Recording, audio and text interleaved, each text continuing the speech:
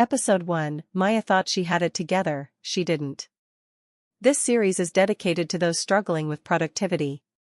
Don't forget to subscribe to benefit from these series.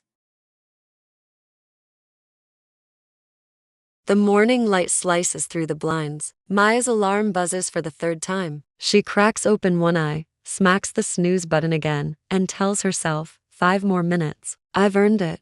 But those 5 minutes stretch into 20. By the time she finally drags herself out of bed, she's already playing catch-up. The clock on her phone glares back at her, 8:43 a.m. Her first meeting started 13 minutes ago. Maya grabs her phone, her hair a tangled mess, eyes still heavy with sleep. A tsunami of notifications crashes over her. Slack messages, a flood of emails, a list of missed calls. She scrolls and scrolls, the weight of the day pressing down on her before it's even truly begun. She fumbles for breakfast, what's left of yesterday's cold coffee and a lonely granola bar she unearths from the bottom of her bag. Later that day, during a virtual team meeting, Maya puts on her best smile for the camera. To everyone else, she's the one who has it all together, the dependable colleague who always says, "I'm fine," even when she feels like she's drowning. They praise her for always being on top of things, but Maya knows the truth. Her to-do list is a disaster zone, a graveyard of half-finished tasks, forgotten follow-ups, and reminders she just keeps snoozing. A quick glance at her screen reveals 12 open tabs, 4 different notes apps, and a blizzard of digital sticky notes.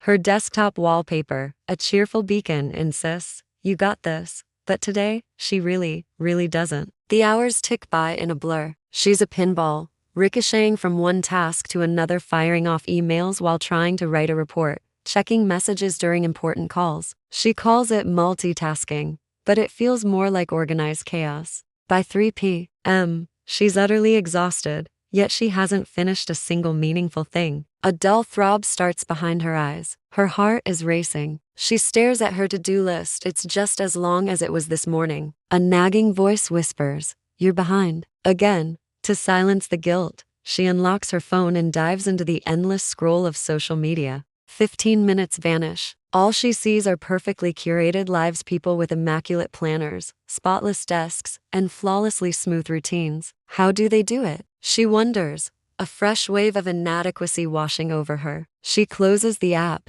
but the guilt returns stronger this time. It's 4 p.m. now, and she's fallen even further behind. That night, she's slumped on the couch, her laptop glowing in the dark. Half-written emails stare back at her. The sticky notes are scattered like confetti from a party she wasn't invited to. She lets out a deep, painful sigh and mutters to the empty room, "I'm so tired of feeling behind." Her phone buzzes, a calendar reminder to review monthly goals. She lets out a hollow laugh, a laugh not of humor, but of pure disbelief. "What goals?" she says under her breath. "I'm just trying to survive the week." Tears well up in her eyes. She remembers a younger version of herself, one who was full of hope, who had plans and dreams and structure. Now, every day feels like a marathon she never trained for. With a final, defeated click, Maya closes her laptop and stares into the silence of her apartment. For the first time in months, she allows herself to admit the raw, uncomfortable truth: she doesn't have it together. And maybe, she never really did. The next morning,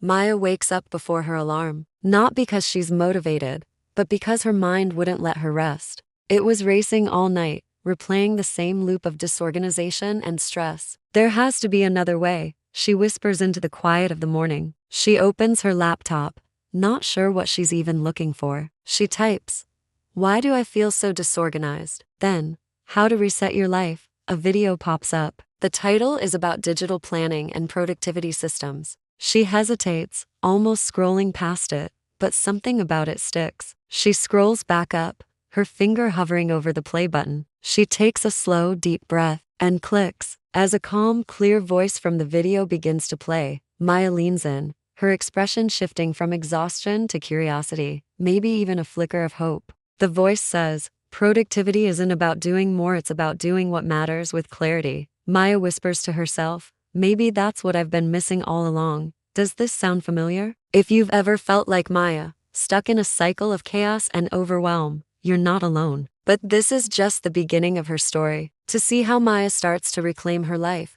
make sure you subscribe. And hit that notification bell so you don't miss the next episode, where she discovers her very first digital planner. Thanks for watching, and we'll see you in the next one.